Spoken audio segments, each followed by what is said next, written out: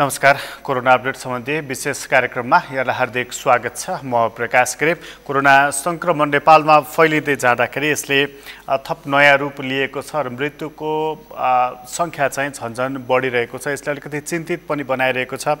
नेपालमा अहिलेसम्म 29,645 जना मानिसहरू कोरोनाबाट संक्रमित भएका छन् र संक्रमितको संख्या यसरी बढ्दै जाँदाखेरि चिन्ता हुनु स्वाभाविक नै हो। त्यसैले विभिन्न ठाउँमा कतै निषेधाज्ञा जारी गरिएको छ, कतै लकडाउन गरिएको छ, कतै कतै छोटो ठाउँ सानो ठाउँको लागि सिल पनि गरिएको छ। अहिलेसम्म कोरोनाको संक्रमणबाट 126 जनाको मृत्यु भइसकेको छ र 29,645 जना मानिसहरू संक्रमित भएका छन्। त्यसमध्ये 17,964 जना मानिसहरू निको भएका छन् र 11,555 जना मानिसहरू अहिले आइसोलेसनमा रहेका छन् भने 11,768 जना मानिसहरू क्वारेन्टिनमा बसिरहेका छन्। यसरी कोरोनाको संक्रमणले नेपालमा नयाँ खालको स्थिति पैदा गरेको छ र अहिले काठमाडौँ उपत्यकामा पनि कोरोनाको संक्रमणबाट धेरै मानिसहरू प्रभावित भएका छन्। हरेक दिन जसो करिब 200 जना मानिसहरू नयाँ संक्रमित काठमाडौँमै हुन थालेका छन्। अबको नयाँ हट स्पटको रूपमा काठमाडौँ हुन्छ कि भनेर आकलन पनि गर्न थालिएको छ। अहिलेसम्म सीमावर्ती जिल्लाहरूमा यसको असर परेको थियो र यो सीमावर्ती जिल्लाबाट काठमाडौँ उपत्यकामा अहिले यी मानिसहरूको अथवा संक्रमितहरूको संख्या बढ्न थालेको छ। र बिहिबारकै मात्र कुरा गर्ने हो भने सरकारले चितवन, पर्सा, बारा, रूपन्देही र सप्तरीमा एक जना मानिसको मृत्यु भएको भनेर 5 जनाको मृत्यु भएको पुष्टि गरेको थियो। र आजकै कुरा गर्ने हो भने पनि कोरोनाबाट संक्रमितहरूको संख्या मात्र होइन, मृत्युको संख्या पनि अहिले बढिरहेको छ।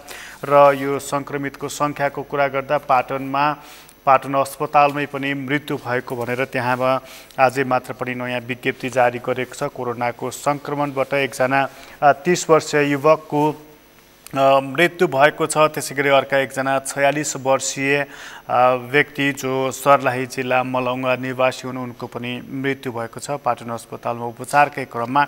यसरी आजैको मात्र ताजा विवरणले पनि अलिकति नकारात्मक र निराशाजनक सन्देश नै दिइरहेको छ।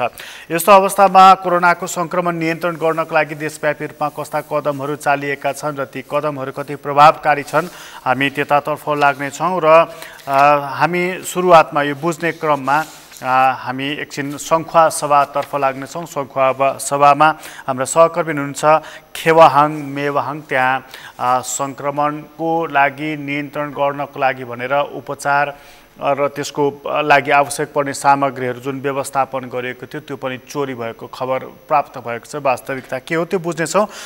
खेवाहाङजी, खेवाहाङजी प्रकाशजी, हजुर, अब यो सङ्खुवा सभाको बडा अचम्मको खबर सुन्यौँ हामीले कि त्यहाँ चाहिँ त्यो कोरोना नियन्त्रणको लागि तयार पारिएको आइसियु कक्षको सामानहरू पनि चोरी भयो भनेर वास्तविकता के हो?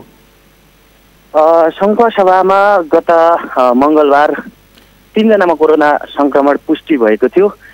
3 जनाको कोरोना संक्रमण पुष्टि सँगसँगै चाहिँ यो क्वारेन्टाइनमा नै आइसोलेसन अभावको कारण क्वारेन्टाइनमा नै उहाँहरूको व्यवस्थापन गरिएको थियो उपचारको लागि भने आज राति चाहिँ उनीहरूको व्यवस्थापनको लागि 11 बजे राति स्वास्थ्यको टिम, अस्पतालको टिम र सुरक्षाको टिमले त्यो ठाउँमा व्यवस्थापन गर्ने भनेर हिमालय किरण क्याम्पसको भवनमा जुन व्यवस्थापनको लागि आइसोलेसन कक्ष निर्माण गरेको थियो 10 बेडको थियो अगाडि, र त्यो सरकारले शैक्षिक संस्थाहरूबाट यस्ता क्वारेन्टाइन तथा आइसोलेसन कक्षहरूको हटाउने निर्देशन गरे पछाडि चाहिँ त्यहाँ हटाइएको थियो र स्थानीयहरूको विरोध एकदम चर्किरहेको अवस्थामा पनि बाध्यता भएर सरकारवालाहरूले त्यही ठाउँमा आइसोलेसन कक्ष व्यवस्थापन गर्नको लागि अगाडि बढेको थियो। तथापि गए राति जुन 11 बजे भन्दा जुन व्यवस्थापन गर्नुभन्दा अगाडि नै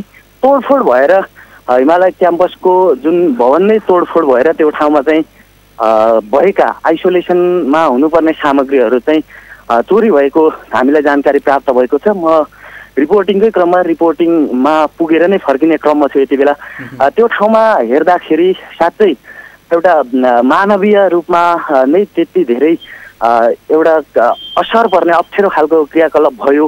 भन्न सकिन्छ त्यो ठाउँमा पुग्दाखेरि। र एउटा जुन भन्दै हुनुहुन्छ नि यो कलेजमा चाहिँ त्यो आइसियु को कक्ष बनाउने भनिएको थियो, स्थानीयले विरोध गरेका थिए र पनि अब अन्य ठाउँ छैन त्यहीँ बनाऊ भनेर अनि हटाउनु खोज्दाखेरि त्यो तोडफोड गरेको भनेको चाहिँ कलेजमा आइसियु कक्ष नबनाऊ भनेर तोडफोड गरेको कि स्थानीय आक्रोशित हुनुपर्ने अन्य कुनै कारण रहेछ त्यहाँ?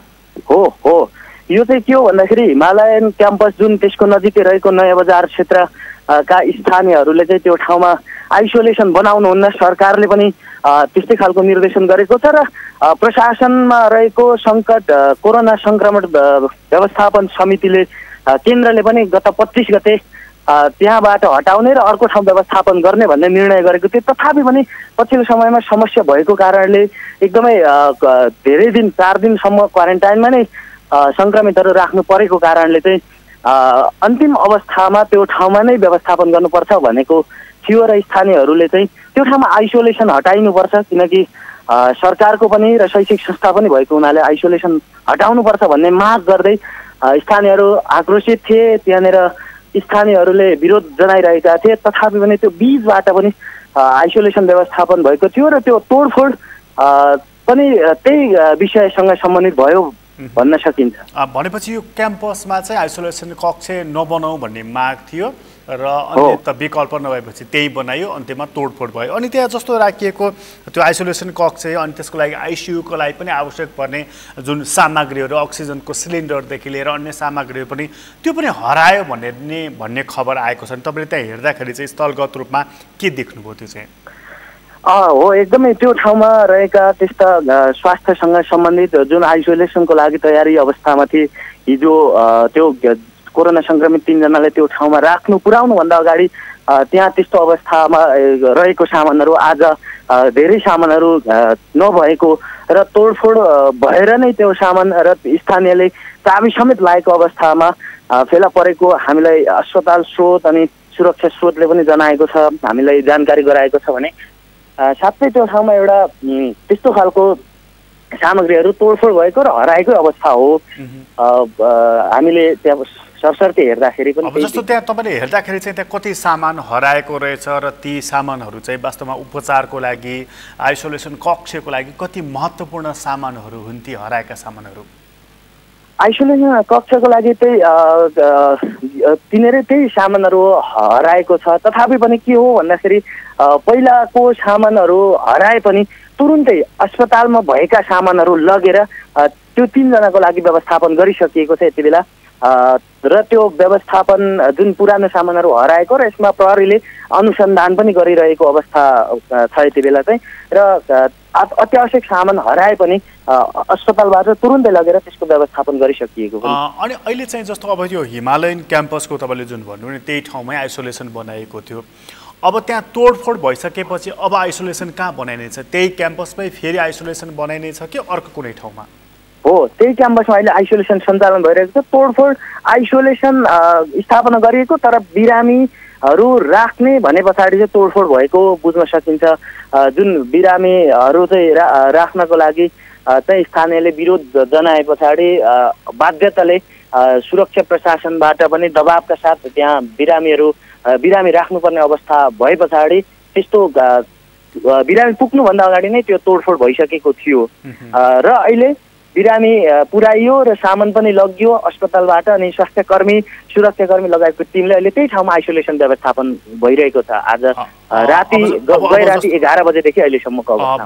भनेपछि अब त्यही ठाउँमा नै फेरि आइसोलेसन राखिएको छ, बिरामीहरू पनि त्यही राखिएको छ, अब सबै काम त्यही नै हुनेछ। अनि जस्तो स्थानीयको आक्रोश नि जस्तो उनीहरूले ताला लगाइदिए, तोडफोड पनि गरिदिए, असन्तुष्टि पनि व्यक्त गरे, अब अहिले त्यही ठाउँमा आइसोलेसन बनाइयो, बिरामी पनि राखिसकेपछि उनीहरू चाहिँ के भन्दैछन्? अहिले अब उनीहरूको खास एउटा के हो भन्दाखेरि त्यो ठाउँमा त्यो स्थानका व्यक्तिहरू जो खानेपानी एउटा कुवा त्यही क्याम्पस नजिकै भएको र त्यो ठाउँमा आवत जावत गर्दाखेरि सङ्क्रमण बढ्ने त्रास पनि भएको हुनाले उनीहरू अहिले पछिल्लो समयमा हामीले अब त राखिसकियो, बसिसक्यो, आइसोलेसन राखिसकियो भने अबको चाहिँ के गर्दा उपयुक्त हुन्छ, कस्तो हुन्छ भन्ने हामीले जिज्ञासा राख्दाखेरि उहाँहरूले यसलाई कसरी हुन्छ अझै सुरक्षित तरिकाले सकिन्छ भने अहिले अस्थायी रूपमा यही ठाउँमा राखे पनि स्थायीको लागि अलिकति योभन्दा धेरै सुरक्षित अन्य अप्सनहरू पनि खोजेर सुरक्षित ठाउँमा चाहिँ आइसोलेसन व्यवस्थापन गर्नुपर्छ भनेर स्थानीयहरू यति बेला बोलिरहेका छन्। अनि केवाङजी जस्तो त्यो तोडफोड भयो नि, अब त्यहाँ जस्तो स्वास्थ्य सम्बन्धी उपकरणहरू हरायो, कतिपय तोडफोड पनि भयो, त्यसबाट क्षति चाहिँ कति भएछ?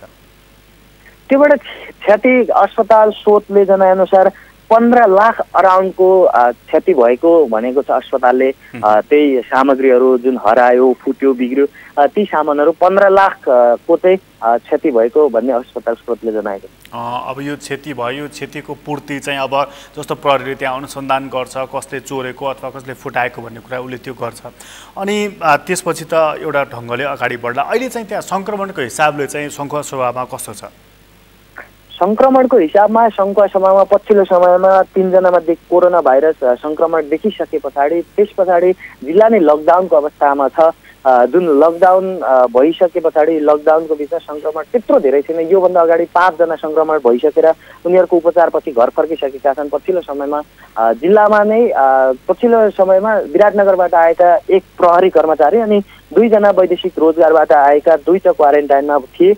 उनीहरूको चाहिँ उनीहरूमा जुन कोरोना भाइरस सङ्क्रमण देखिए पछाडि चाहिँ जिल्ला लकडाउन भएको छ।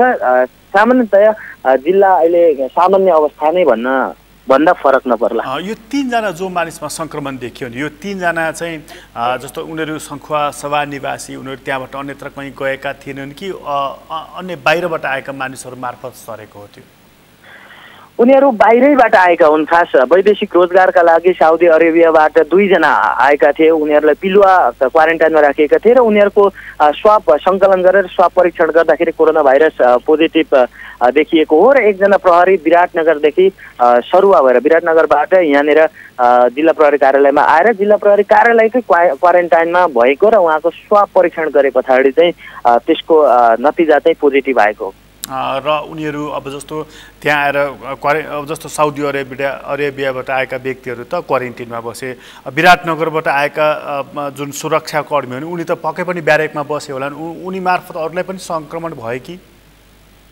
त्यो चाहिँ हामीले पनि प्रहरीसँग यो विषयमा जिज्ञासा राख्दाखेरि प्रहरीले पनि हामीले जिल्ला प्रहरी कार्यालयका सूचना अधिकारी जो मिडिया समन्वयका सन्तोष राई हुनुहुन्छ इन्सपेक्टर, उहाँले भनिसके पछाडि पनि हामीलाई धेरैचोटि जिज्ञासा राख्दाखेरि हामीसँग सुरक्षित क्वारेन्टाइन सुरक्षित जो बाहिरबाट आएका छन् उनीहरूको लागि सुरक्षित तरिकाले अरूमा नसर्ने वातावरण बनाएका छौँ भनेर देशमा ढुक्क हुन पनि भन्नुभएको छ। र त्योबाट पनि हामीले पनि पछिल्लो समयमा त्यति धेरै सङ्क्रमण बढ्न सक्छ भन्ने लागेको छैन। र अहिलेसम्म सङ्खुवा सभामा 3 जना मात्रै सङ्क्रमण पुष्टि भएका व्यक्तिहरू हुनुहुन्छ होइन र? अहिले 3 जना हुनुहुन्छ, 5 जना निको भइसकेको, जम्मा 8 जनामा सङ्खुवा सभामा देखिसकेको। अरू 5 जना निको भएर गइसक्नु भएको छ। अनि यो अवस्था भइसकेपछि अहिले जस्तो त्यहाँ बजार एरिया सिल गरिएको छ कि अथवा के छ त्यहाँको अवस्था? हजुर हजुर अहिले अब जस्तो यति 3 जनामा सङ्क्रमण पुष्टि भइसकेपछि सङ्खुवा सभाको बजार एरिया चाहिँ सिल गरिएको छ कि अहिले केही पनि गरिएको छैन? अहिले सिल भन्दा पनि लकडाउन भएको छ। त्यो ठ्याक्कै त्यही कारणले सिल भन्ने छैन। लकडाउन चाहिँ अहिले घोषणा गरेको छ। जिल्लालाई नै पूर्ण रूपमा लकडाउन गरिएको छ। बाहिर अत्यावश्यक बाहेक हिँडडुल गर्न रोकिएको छ। सवारी साधनहरू आवाज जावतमा रोक लगाइएको छ भने भेलागोष्ठीहरू पनि अहिले रोक लगाइएको छ। समग्रमा सङ्खुवा सभा लकडाउन भएको छ। सिल जुन एउटा कोरोना भाइरस समुदाय स्तरमा गइसकेको छैन भन्ने आकलन गर्न सकिन्छ। खेवाङजी जस्तो अन्त्यमा एउटा कुरा सोधेँ, जस्तो अब यो लकडाउन गरिएको छ, सङ्क्रमण पनि अलिअलि देखिन थालेको छ, अहिले त अब यो चाडबाडको मौसम पनि रहेको छ कि अब जस्तो यो जस्तो तीज लगायतका चाडबाडहरू पनि मनाउने गरिन्छ, त्यहाँ चाहिँ कस्तो छ अवस्था? यो चाडबाड यो हरितालिका तीज सबै यो सम्पूर्ण चाडबाडमा हुने जुन बाहिर निस्केर हरेक तरिकाले भव्य मनाइन्थ्यो त्यो अहिले केही पनि देख्न सकिँदैन। सबै घरभित्र छन्। खादबारी विशेष बजार सङ्घसभाको सदरमुकाम खादबारी बजारकै लाई निहाल्दा पनि यो चाडबाडमा त्यति धेरै मान्छेहरू बाहिर हुल हुज्जत गर्ने बाहिर हिँड्ने देखिँदैन। तथापि केही अत्यावश्यक बाहेकका त्यस्तो छैन। चाड मनाउने भनेर घरमा आफ्नो फ्यामिलीमा मनाइरहेको अवस्था छ अहिले। खेवाहाङजी तपाईँलाई धेरै धन्यवाद जानकारीको लागि। हाम्रो सहकर्मी हुनुहुन्थ्यो सङ्खुवा सभाबाट खेवाहाङ मेवाहाङ त्यहाँको अवस्थाको बारेमा जानकारी दिँदैनुहुन्थ्यो। सङ्खुवा सभामा 3 जना मानिसहरू अहिले पछिल्लो समय सङ्क्रमित हुनुभएको छ। त्यसमध्ये 2 जना साउदी अरेबियाबाट आएको व्यक्तिहरू हुनुहुन्थ्यो र उहाँहरू क्वारेन्टिनमा हुनुहुन्थ्यो। अहिले परीक्षण गर्दाखेरि 2 जनालाई नै कोरोनाको सङ्क्रमण पुष्टि भएको छ र अर्को 1 जना व्यक्ति विराटनगरबाट सङ्खुवा सभामा आउनुभएको थियो। उहाँ नेपाल प्रहरीको व्यक्ति हुनुहुन्छ, सुरक्षाकर्मी र उहाँको पनि कोरोना पुष्टि भएको छ। यसरी 3 जना व्यक्तिहरू सङ्क्रमित भएका छन् र ती 3 जना व्यक्तिलाई सङ्क्रमित व्यक्तिहरूलाई आइसोलेसनमा राख्नको लागि भनेर खादबारीमा हिमालयन क्याम्पसलाई आइसोलेसन कक्ष जुन 10वटा शैय्या बेडको बनाइएको थियो। तर त्यो ठाउँमा स्कुलमा खास गरी कलेजमा आइसोलेसन वार्डहरू नबनाइयोस्, त्यस्तो खालको व्यवस्थापन नहोस् भनेर स्थानीयले चाहेका थिए र उनीहरूले यसको असन्तुष्टि पनि व्यक्त गरेका थिए। तर त्यहाँ आइसोलेसन सेन्टर बनाइयो र त्यो आइसोलेसन सेन्टरमा 3 जना व्यक्तिहरूलाई नै लगेर राख्ने तयारी गरिसकेपछि स्थानीयले अलिकति आक्रोश पोखेका छन्। त्यो ठाउँमा ताला पनि लगाइदिए र केही तोडफोड पनि भएको छ र कुरा यति मात्र होइन, आइसोलेसनको लागि भनेर त्यहाँ जुन स्वास्थ्य सम्बन्धी उपकरणहरू राखिएको थियो त्यो उपकरणहरू पनि केही तोडफोड भएका छन्, केही हराएका छन् र त्यो हराएको स्वास्थ्य सामग्रीहरू सहितको हिसाब गर्दाखेरि करिब 15 लाख रुपैयाँ बराबरको क्षति भएको कुरा जनाइएको छ र त्यो ठाउँमा अहिले आइसोलेसन सेन्टर नै बनाइएको छ र 3 जना लगेर त्यही राखिएको पनि छ। तर अब यो राखिँदाखेरि पुनः अस्पतालबाट त्यस्ता स्वास्थ्य सम्बन्धी सामग्री उपकरणहरू लगेर फेरि राखिएको छ र जुन क्षति भएको छ, जुन सामान हराएको छ त्यो कसरी हरायो, कसरी क्षति भयो भनेर प्रहरीले यसबारेमा अनुसन्धान पनि गरिरहेको छ। र 1 जना स्वयं सुरक्षाकर्मीलाई पनि सङ्क्रमण भइसकेपछि र 2 जना बाहिरबाट आएका व्यक्तिहरूमा पनि सङ्क्रमण देखिएपछि अहिले सङ्खुवा सभामा निषेधाज्ञा जारी गरिएको छ र त्यो अवस्थाले गर्दाखेरि मानिसहरू घरबाट निस्किएका छैनन्। अवस्था त्यहाँनिर सबै मानिसहरू घरमा बसेका छन्, बाहिर कुनै पनि गतिविधिहरू गर्न दिइएको छैन। यो सङ्खुवा सभाको खबर हो। सङ्खुवा सभापछि हामी एकछिन कञ्चनपुरतर्फ लाग्नेछौँ। कञ्चनपुरमा हाम्रा सहकर्मी हुनुहुन्छ निराजन ओझा। निराजनजी। हजुर प्रकाशजी। निराजनजी, कञ्चनपुरको अवस्था चाहिँ के छ त्यहाँको? अहिले कञ्चनपुरमा सङ्क्रमणको दर एकदमै उच्च रहेको छ। हिजो बिहिबार मात्रै कञ्चनपुरमा 14 जना सङ्क्रमित भएपछि हिजो बिहिबार राति 12 बजेबाट अबको 14 गते राति 12 बजेसम्मका लागि कञ्चनपुर जिल्ला प्रशासन कार्यालयले आंशिक रूपमा लकडाउन गरेको छ। अब यो 14 गतेसम्म तपाईँको लकडाउन भइसकेपछि त्यसपछिको अवस्था चाहिँ कस्तो छ? बजार पसलहरू के छ? मानिसहरूको गतिविधि कस्तो छ? एकदमै प्रकाशजी, अहिले जिल्ला प्रशासन कार्यालय कञ्चनपुरले लकडाउन गरे तापनि यही जिल्लामा रहेका केही ठुल्ठुला पुस्तकालय पसल पनि बन्द गर्न आह्वान गरिएको थियो। त्यस्तै ट्युसन सेन्टर, भाषा कक्षा सञ्चालन त अहिले बन्द नै छन्। त्यही पनि यो सैलुनहरू र यहाँ जिल्लामा रहेका ठुला पुस्तकालयहरू पनि खुला भएको देखिन्छ। अब जस्तो यो लकडाउन अथवा भनौँ निषेधाज्ञा नै भनौँ, त्यो गरिसकेपछि पनि जस्तो कपाल काट्ने ठाउँ सैलुनहरू भयो, अन्य पसलहरू, खाद्यान्नको, तरकारीको यिनीहरू चाहिँ खुल्लै छन् होइन त्यसैदेखि? हजुर भनेपछि ती बजार पसलहरू अहिले पनि खुल्लै रहेका छन् निराजनजी? हजुर, बजार पसलहरू अहिले पूर्णतया खुला नभए पनि केही पसलहरू खुला भएको देखिन्छ। आज हिजोबाट नै आंशिक रूपमा लकडाउन भए तापनि यहाँको स्थानीय व्यापारीहरूले यो लकडाउनको पूर्णतया पालना गरेको जस्तो हामीलाई महसुस भएको छैन। अनि किन त उनीहरूले किन पालना गरिरहेका छैनन्? प्रशासनले के भनेको छ? प्रशासनले हिजो राति 12 बजेदेखि नै आंशिक रूपमा लकडाउन गरेको र शैक्षिक संस्था, प्रशिक्षण केन्द्रहरू, ट्युसन सेन्टर, भाषा कक्षा सञ्चालन, सभा सम्मेलन तथा होटलहरू बन्द गर्न आह्वान गरेको थियो। त्यही पनि व्यापारीहरूले प्रशासनको आदेशको पालना गरेको जस्तो छैन। यहाँका पसलहरू र पुस्तकालयहरू पनि सञ्चालनमा आएका नै छन्। व्यापारीहरूलाई यो विषयमा सोद्धाखेरि उनीहरूले पनि लामो समयको लकडाउनपछि हामीले पनि जीविकोपार्जन गर्न व्यापार गर्नुपर्ने र पेट पाल्न पनि धौधौ हुने र त्यस कारणले पसल खोल्नुपर्ने बाध्यता रहेको उनीहरू बताउँछन्। अब जस्तो यो चाहिँ व्यापारीहरूको कुरा भयो, अनि जस्तो त्यो बजार पसलहरू खुल्दाखेरि मानिसहरू चाहिँ कतिको गएका छन्? अब जस्तो तपाईँले आंशिक रूपमा चाहिँ बन्दाबन्दी गरिएको छ भन्नुभएको छ, मानिसहरू चाहिँ कतिको बजारमा पसलमा सडकमा चोकमा कतिको निस्किएका छन्, अथवा उनीहरू आफै यो कोरोनाको सङ्क्रमण उच्च भएको छ, डरलाग्दो अवस्था भएको छ, हामी घरमै बस्नुपर्छ भनेर ढुक्क बसेका छन्? के छ अवस्था? प्रकाशजी, पछिल्लो समयमा यो 30को लहर भएसँगै कञ्चनपुर जिल्लामा सामान किन्न आउनेहरूको भिडभाड एकदमै बढेको छ।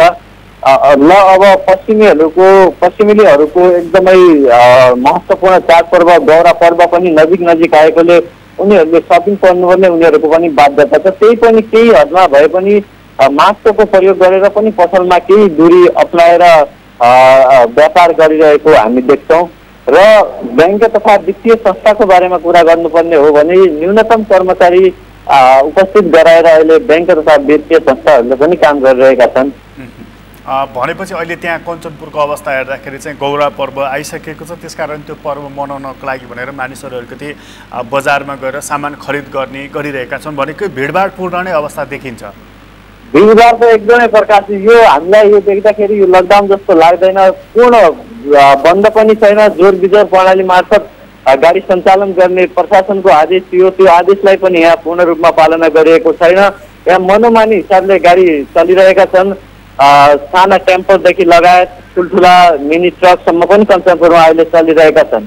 हिजो मात्रै कञ्चनपुर जिल्लामा जम्मा 14 जना सङ्क्रमित भेटिएका थिए। बिहिबारको कुरा गर्ने हो भने वडा नम्बर 1 मा 1 जना, 2 मा 3 जना, 3 का 2 जना, वडा नम्बर 4 का 1 जना, वडा नम्बर 10 का 2 जना र वडा नम्बर 11 का 2 जना गरी जम्मा 14 जना कञ्चनपुरमा हिजो सङ्क्रमित देखिएको छ। त्यस्तै एकदमै दुःखद खबर के भने जिल्ला प्रहरी कार्यालय कञ्चनपुरमा कार्यरत 2 जना प्रहरीमा पनि कोरोना हिजो सङ्क्रमित पुष्टि भएको थियो।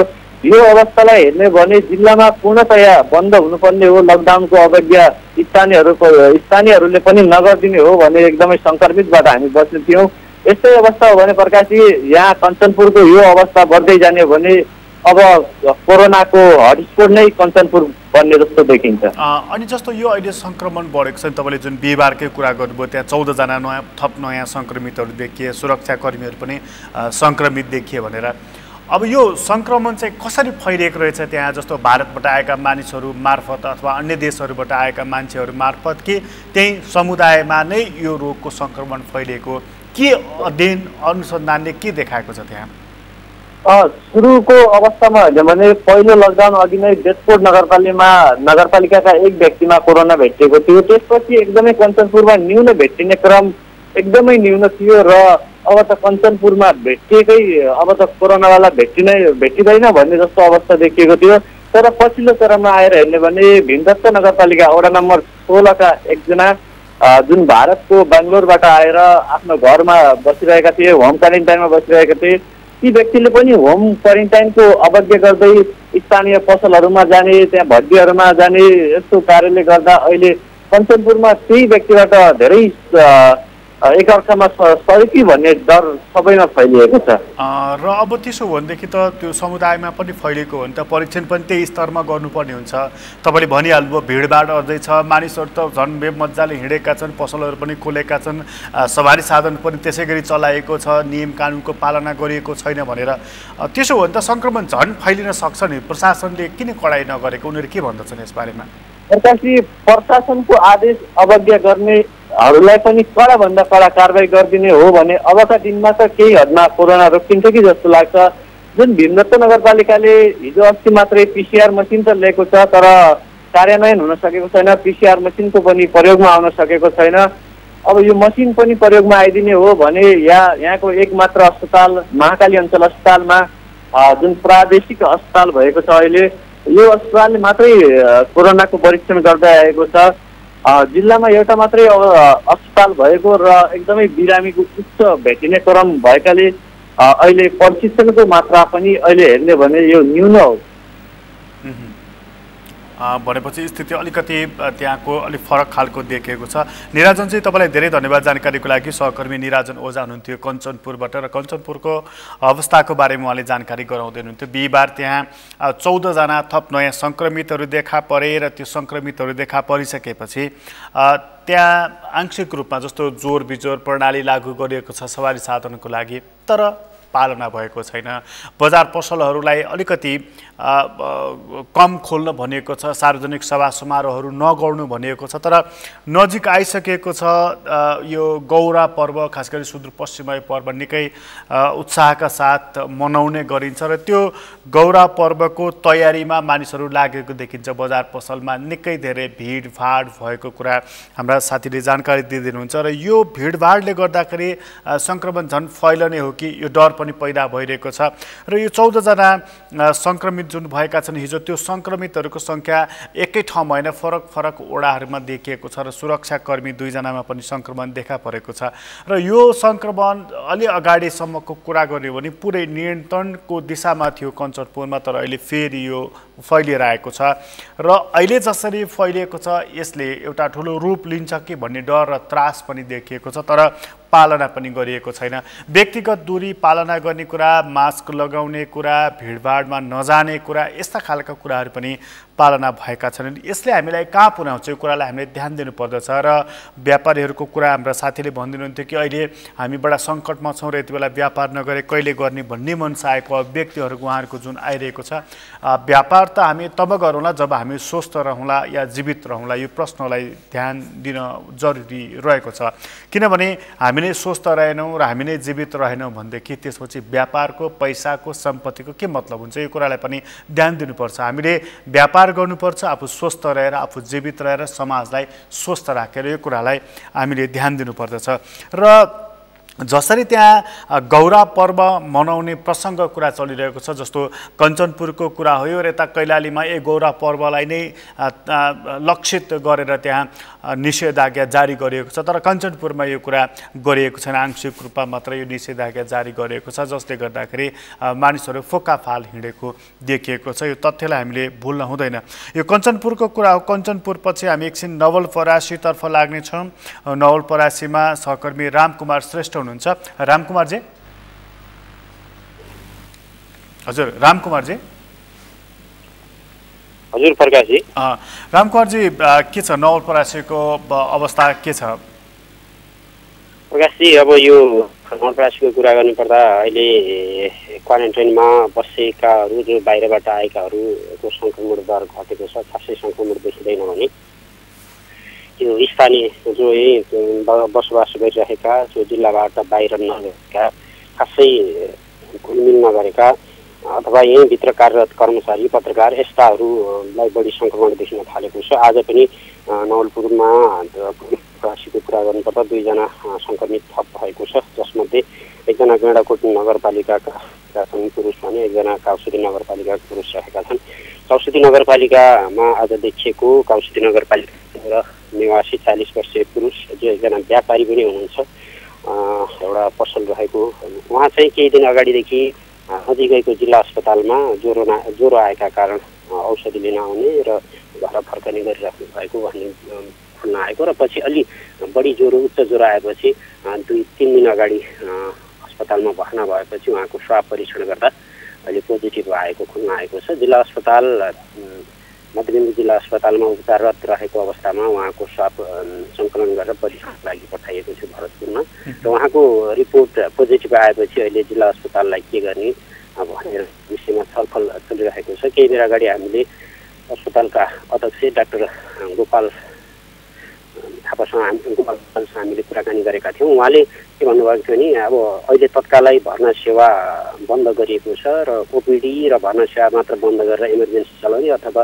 अस्पताल नै सिल गर्ने भनेर त्यो ढङ्गले हामी छलफलमा रहेका छौँ भनेर जनाउनु भएको थियो भने, जुन गैँडाकोटमा आज देखिनु भएको एकजना नयाँ सङ्क्रमित हुनुहुन्छ, उहाँ पनि ब्याङ्कको कर्मचारी रहेको खुल्न आएको छ र यसअघि गैँडाकोटमै, खास गरेर गैँडाकोट नगरपालिका चितवनसँग जोडिएको कारण चितवनमा रहेर कार्य गर्ने कर्मचारी, गैँडाकोट भएका कर्मचारीहरूलाई अलिक बढी देखिएको देखिन्छ।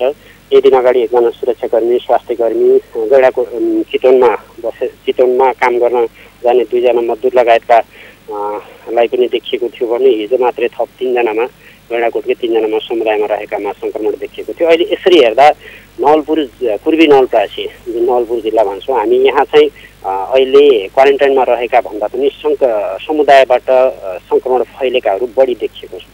भनेपछि समुदायमा यो संक्रमण बढी फैलिएको देखियो। समुदायमा फैलिएको अब देखिसकेपछि त परीक्षणको दायरा अलिक बढाउनु पर्ने देखियो नि। जस्तो अब कुन समुदायमा परीक्षण गर्ने र कुन समुदायमा परीक्षण गर्दाखेरि त्यसको रिपोर्ट चाहिँ सही तथ्य आउँछ भन्ने कुरालाई चाहिँ त्यहाँ कसरी मनन गरिँदैछ, कसरी विश्लेषण गरिँदैछ?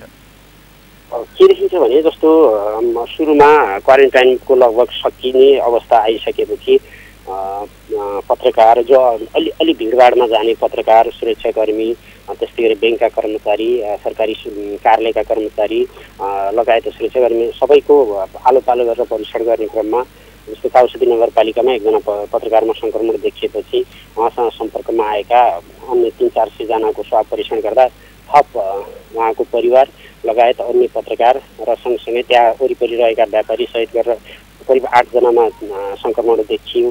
त्यस्तै गरेर अहिले के गरिएको छ भने जो संक्रमण भएर पुष्टि भएको छ त्यो क्षेत्रका नजिक उहाँसँग सम्पर्कमा रहेकाहरू स्वाब परीक्षण गर्ने गरिएको छ भने अहिले नवलपुर जिल्ला अहिले पुरै बन्दाबन्दी गरिएको छ 2 दिन अगाडिदेखि।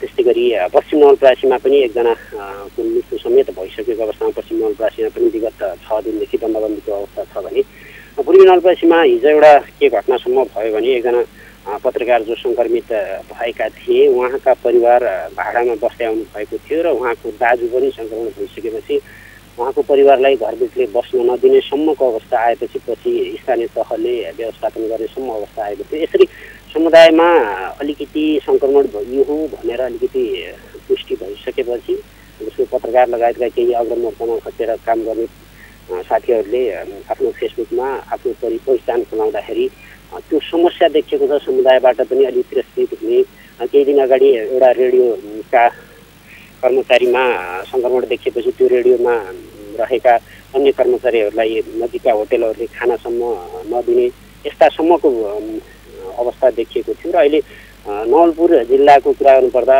अहिले लकडाउन बन्दाबन्दीको अवस्थापछि यो तीजको बेलामा पनि सुनसान देखिन्छ, बजार देखिन्छ र जो संक्रमित छ तिनका सम्पर्कमा आएकाहरूलाई सम्पर्कमा ल्याएर स्वाब परीक्षण गर्ने र त्यसरी परीक्षणको दायरा बढाउने काम भइरहेको छ। जस्तो यो परीक्षणको दायरा बढाउने काम भइरहेको छ र यो जुन तपाईँले समाजको जुन कुरा गर्नुभयो नि, जस्तो एकजना मानिसलाई संक्रमण भयो भने त्यो घरमा बस्न नदिने, त्यो समाजमा भनौँ न त्यो टोलमा, मतलब यो खालको स्थितिले झन् अर्को नकारात्मक वातावरण पनि बनाइदिन सक्छ, यसले अर्को खालको स्थिति पनि पैदा गरिदिन सक्छ।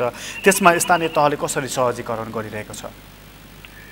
कस्तो देखियो भने मैले जोड्न चाहेँ, अस्ति केही दिन अगाडि एकजना पत्रकारलाई संक्रमण देखिसकेपछि उहाँको आफ्नै रेडियोमा रहेका अन्य कर्मचारी जो रेडियोभित्रै रहेको छ उहाँलाई रेडियोभित्रै रहेर काम गर्न निर्देशन दियो र बाहिर नआउन भनेर प्रशासनले निर्देशन दिइसकेपछि त्यहाँ रहेका कर्मचारीहरूलाई साँझको समय रहेको थियो, खानाको व्यवस्थापन गर्न नजिकको होटेलहरूलाई आग्रह गर्दा पनि त्यो नजिकको होटेलहरूले उक्त दिन खानाको व्यवस्थापन नगरेपछि नजिकै रहेको वडा अध्यक्षले आफैले लगेर खानाको व्यवस्थापन गर्नुभयो भने भोलि स्थानीय तहले बोलाएर नजिकको काउसदी नगरपालिकाले बोलाएर त्यो होटेल व्यवसायहरूलाई खाना ल्याइदिनुपर्छ भनेपछि मात्र बल्ल ल्याइदिएको अवस्था देखियो भने जुन हिजो देखियो एकजना संक्रमित जो पत्रकारका दाजु रहेका थिए उहाँको दाजुभाइ दुवैमा संक्रमण देखिएको थियो।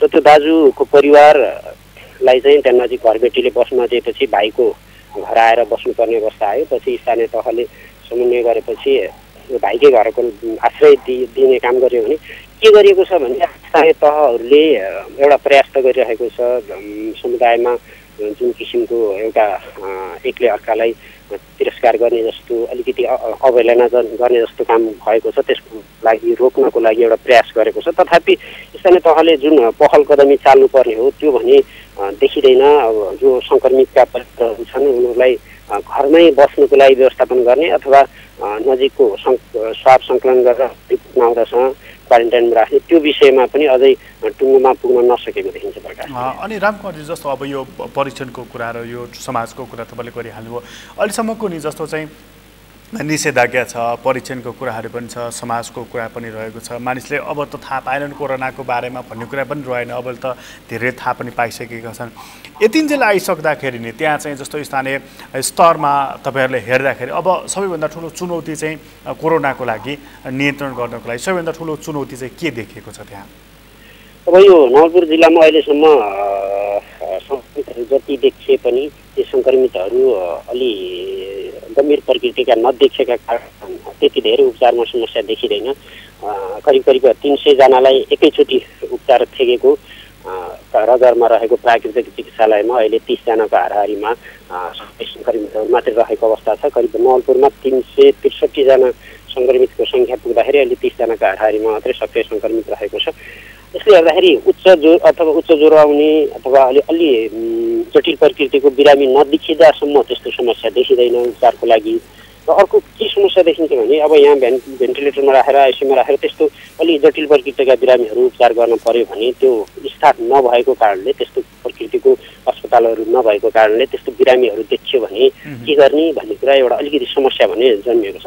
तर त्यो समस्यामा चाहिँ सरकारले जुन भनेको छ नि प्राइभेट हस्पिटलमा पनि 20% चाहिँ सिटहरू सुरक्षित राख वार्डहरू भनेर, त्यो कुराले कति काम गरेको छ? छैन प्रकाशजी, त्यस्तो अहिलेसम्म हस्पिटलमा कुनै पनि सङ्क्रमितहरूलाई लहर राख्नु परेको अवस्था नभएर पनि होला नवलपुरमा त्यस्तो देखिँदैन। जो प्राइभेट हस्पिटलहरू रहेको छ नवलपुरमा ती हस्पिटलहरूमा पनि आइसियु कक्ष अथवा अलिकति गम्भीर प्रकृतिका बिरामीहरूलाई उपचार गर्न मिल्ने खाले हस्पिटलहरू छैन। यहाँ त्यस्तो बिरामीहरू देखियो भने भरतपुर नजिकैको जिल्ला छिमेकी जिल्ला चितवन भरतपुर पुर्याउनु पर्ने अथवा पश्चिम नवलपरासीमा पनि त्यस्ता प्रकृतिका बिरामीहरू देखियो भने रूपन्देही पुर्याउनु पर्ने अवस्था रहेको छ। जसले गर्दाखेरि सिङ्गो यो नवलपरासी जिल्लामा अलि जटिल प्रकृतिका बिरामीहरू देखियो भने उपचार गर्न सक्ने प्राइभेट हस्पिटल होस् अथवा सरकारी हस्पिटल त्यो कुनैले पनि गर्न सक्ने अवस्था पनि देखिँदैन। भनेपछि अब चाहिँ यो केसहरू बढ्दै गयो भने त्यहाँ जस्तो आइसियु अथवा भेन्टिलेटर सहितको आइसियु चाहिने अवस्था बन्यो भने चाहिँ अलिकति जटिल हुन्छ कि भन्ने आकलन गरिँदैछ त्यसपछि?